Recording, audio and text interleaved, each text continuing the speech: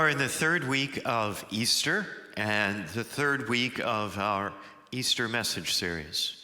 We're looking at influence, the influence of Jesus of Nazareth, a man who grew up in obscurity in a working class household in an impoverished outpost of the Roman Empire. He never wrote a book, commanded an army, held political office, headed a company. He was not wealthy. He didn't even have a permanent address. And yet, he's had more influence in our Western civilization, and in some ways, the whole world, than any person who ever lived. His influence has determined our calendar. It's inspired the greatest achievements in art and architecture, music, science, medicine. It forms the foundation of some of our most basic values, like healthcare, childcare, social services, monogamy, democracy. Such is the influence of Jesus of Nazareth. Influence. Influence is force. It can be a compelling force affecting the actions and behaviors, the opinions and thinking of others, and eventually the outcomes they experience. In some ways, our biggest challenge actually comes in appreciating and understanding Jesus' influence, because we tend to underestimate it, especially when it comes to how Jesus influenced the views we have or ought to have of one another, and the values that should guide how we treat one another. But how did he do it? How did he do it? Well, it turns out he did it by introducing a movement that he called the Ecclesia. As we've already seen in the course of this series, Ecclesia is a Greek word regarding a group of people coming together on behalf of the larger community with the intention of influencing the larger community. Think of a town hall meeting. The Ecclesia isn't only about, or even primarily about, the people in the Ecclesia. It's about the people who aren't yet in the Ecclesia. Jesus came to start a movement like that, and as we've seen, Ecclesia translates into church. So we're looking through this series at ways to positively influence the people around us, as a church, to positively influence the people around us. And as we said last week, this series has very deliberate, a very particular focus. The COVID ordeal of the last year has impacted us in many ways, perhaps in every way. One of the most widely shared concerns is the negative impact that it's had on our children and students. School closures, sports cancellations, social distancing, and everything else that they have experienced, everything else that's been taken away from them, raises a range of concerns, from academic standing to mental health. So we'll be using this series to focus on the next generation and the influence we can have with them at this time. And today we're going to look at a very specific way we can do it, a very specific way that we can influence others. And as I introduce it, you might very well be tempted to say it to yourself, this doesn't apply to me. And if you say that, you'll be wrong. To make my point, we're going to look at a passage from Luke's Gospel. The scene we're looking at today takes place on Easter Sunday evening, the very first Easter Sunday evening. So it's the same scene, it's the same event that we read about last week from John's Gospel, but here told from Luke's perspective. All four Gospels tell us the story of the first Easter, but from four different perspectives. The disciples, Jesus' closest friends and followers, they're traumatized by the events of the crucifixion.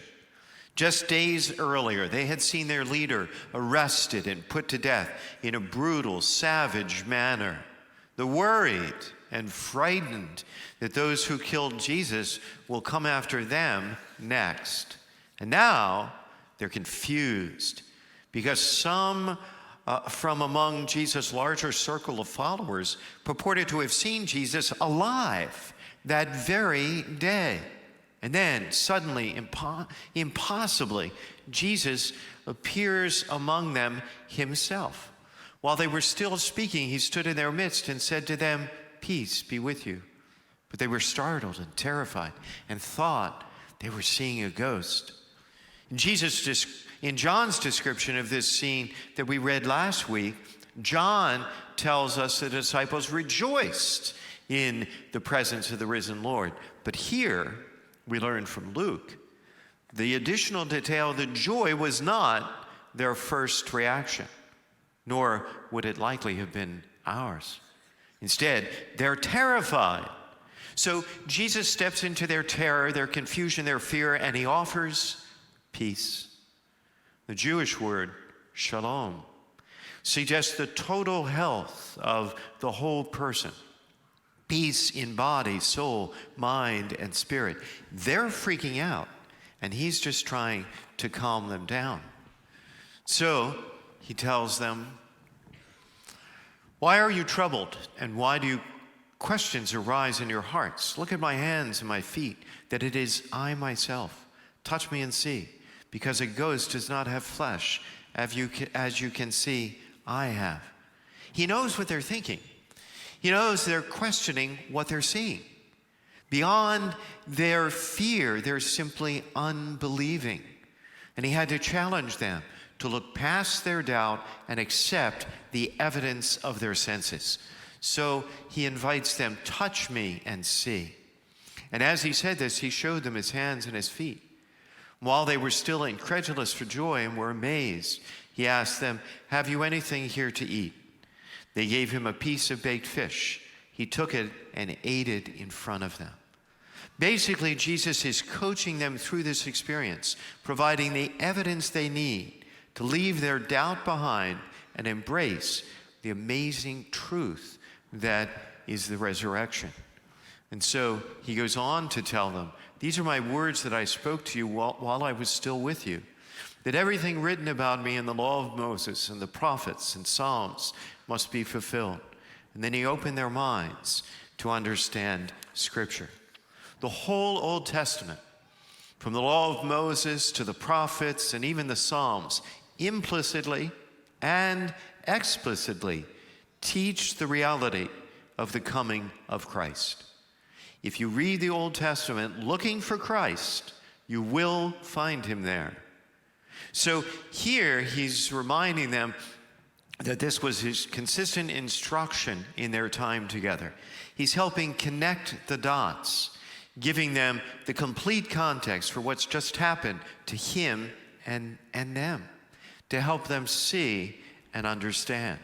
So he goes on to say to them, "Thus it is written that Christ would suffer and rise from the dead on the third day, and that repentance for the forgiveness of sins would be preached in his name, beginning in Jerusalem to all nations.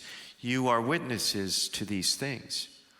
Jesus gives the apostles context and history, the whole history of Israel, as prelude for what God is doing in this moment. For centuries, God had prepared for the Christ, the Messiah, to come into the world for the forgiveness of sins. Jesus had suffered and died to make that happen, to put the human race back into right relationship with God. And while God had started with Israel, now the plan is for everyone, for all nations, to hear the good news about God's great love. So, Jesus paints a vision for that future and helps the disciples to see their role in it. And they did. They did see it. From that day forward, each of them devoted the whole of their lives to it, sharing what they had seen and heard and experienced, launching that Ecclesia movement, just as Jesus had coached them to do.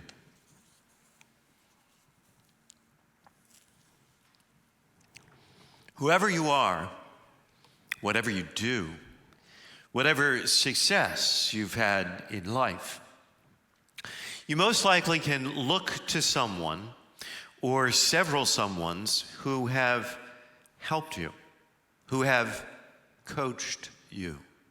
Maybe you've never thought about it that way, maybe you've never talked about it that way, but that's essentially what happened. They coached you. They help you navigate work or business issues, financial issues, marriage issues. They helped you pick the right college to attend or major to choose. They were the one who got you over a broken friendship or repaired a damaged relationship. They were there to help you find a path forward through a difficult period or an unexpected challenge. We've all experienced coaching, but did you know that you can serve in that role too? It's true, you can. We all can. Maybe you don't think you can because you don't think you know how, but the risen Jesus approach with his frightened friends provides a step-by-step guide.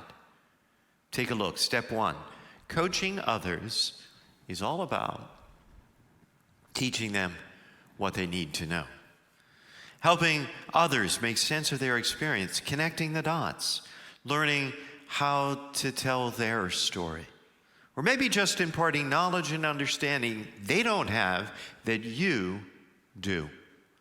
As someone's coach, officially or informally, you have been places they have not yet gone, had experiences that they're only about to experience. Learn lessons they're just now learning. Jesus does this for the disciples with great patience, explaining his death and resurrection, what happened to him and what's happening to them. Step 2, coaching others is all about teaching them how to grow.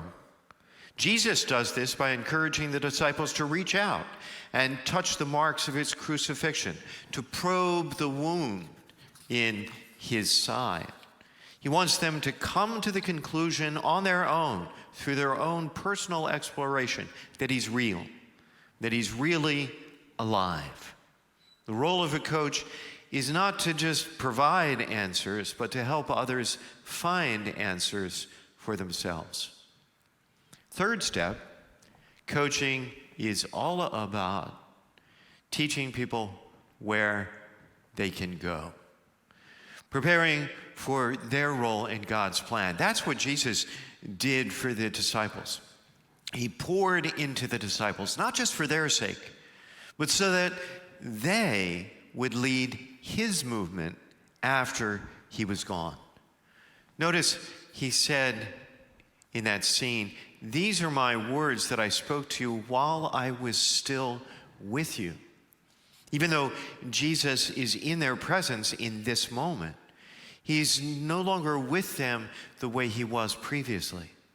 This post-Easter period was a period of transition between the resurrection and the ascension, a period of transition in which he's coaching them into their future. From the beginning, Jesus had always intended and clearly prepared the disciples to be leaders of his movement, his Ecclesia movement, after he was gone, to act on his behalf.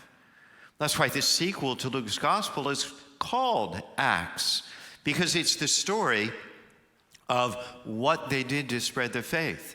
They were witnesses acting on what they had seen and heard. Coaching others prepares them to take their next step, to move into their preferred future. So, what should you do with this information? Well, 2 things I can think of. First thing, perhaps, begin by beginning to think of yourself differently. Beginning to think of yourself differently. Begin to think of yourself as someone who really can coach others, someone who has something, probably many things, that you can offer others, especially those who are younger than you. Even if you yourself are a young person, even if you're in high school, middle school students look up to you. If you're in middle school, little kids look up to you. Whoever you are, whatever stage or state of life you're in, you can impart to others what they need to know, how they can grow, where they can go. And let me bring to your attention, as I did last week, a special challenge that we're making in this series. At Nativity, we hold as a high priority and make a huge investment in our kids and student programs.